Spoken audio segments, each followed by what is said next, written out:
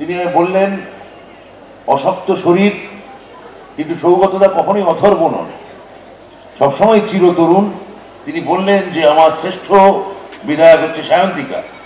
ঘটনাচক্রে আমিও ওনার বিধায়ক। এখন এই যে 6 মাসের মধ্যে বা 7 মাসের মধ্যে এই যে শ্রেষ্ঠ বিধায়ক হিসেবে সায়ন্তিকাকে সৌগতদা বেছে নিতে পারছেন, এও তার এক চিরতরুণ মনের একটা গভীর এবং অসীম ফলাফল। তো সৌগতদা দাবি করলেন যে সায়ন্তিকার জন্য আমি এসছি, she is most glamorous MLA আমাদের অ্যাসেম্বলিতে, কোনো সন্দেহ নেই, এবং উনি একজন অভিনেত্রী, সবাই আপনারা জানেন। কিন্তু সৌগতদা বলার কারণেই আমার এখানে আসা।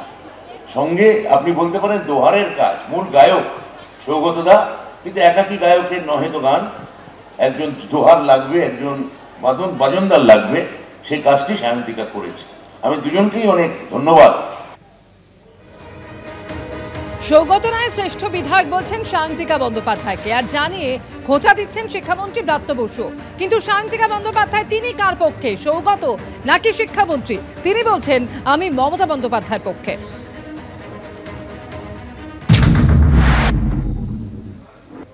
আমাদের শ্রেষ্ঠ সাংসদ অধ্যাপক সৌগত রায়, উনি আমাদের প্রাণের মানুষ এবং উনি ভীষণই ভালো। উনি কথা বলেন যখন, তখন সত্যি প্রত্যেকেই যেন স্টুডেন্টের মতো ওনার কথা আমরা সকলে শুনি, এবং উনি ভীষণ আমাকে আশীর্বাদ করেন, হেল্প করেন, সাপোর্ট করেন। আমি কৃতজ্ঞ তার কাছে। আমি মমতা বন্দ্যোপাধ্যায়ের পক্ষে। বরানগরের তৃণমূল বিধায়ক সায়ন্তিকা বন্দ্যোপাধ্যায়, তাকে শ্রেষ্ঠ বিধায়ক বলছেন সাংসদ সৌগত রায়, তাকেই আবার মঞ্চে খোঁচা দিচ্ছেন শিক্ষামন্ত্রী ব্রাত্য বসু। দৌড়তে দৌড়তে এসেছে কারণ শ্রেষ্ঠ বিধায়ক ডেকেছে। এভাবেই বরানগরে অনুষ্ঠান মঞ্চে সায়ন্তিকার প্রশংসায় পঞ্চমুখ হয়েছিলেন সৌগত রায়। আবার শিক্ষামন্ত্রী ব্রাত্য বসু তিনি খোঁচা দিয়ে বলছেন আমিও তো এলাকার বিধায়ক। চিরতরুণ মনের গভীর পরিচয় দিচ্ছেন সৌগত রায়।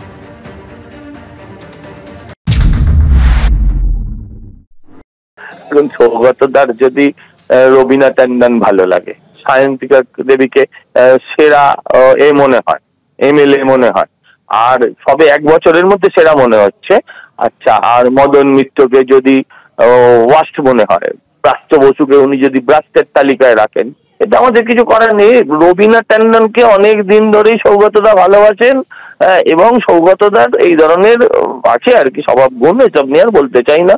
কি কারণে সেরা সেটাও তো